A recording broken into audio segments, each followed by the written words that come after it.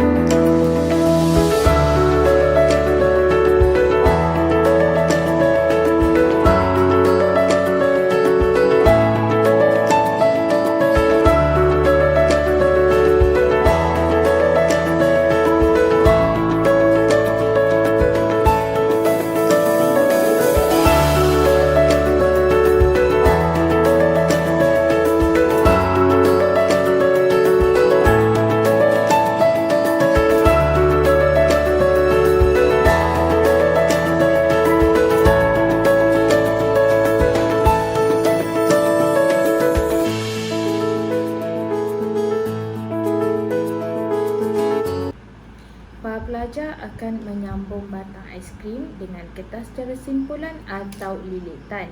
Rekaan perlulah stabil. Murid akan bina rekaan menggunakan bahan yang diberi. Setelah itu, murid akan memperagakan rekaan masing-masing dan menerangkan nama rekaan mereka dan juga fungsinya. Setelah siap, murid akan diberi peneguhan berbentuk hadiah kecil seperti gula-gula. Saya telah selesai melakukan demonstrasi bahan bantu mengajar bagi pengenalan kepada reka bentuk dan diharapkan para pelajar dapat mengingati prinsip reka bentuk.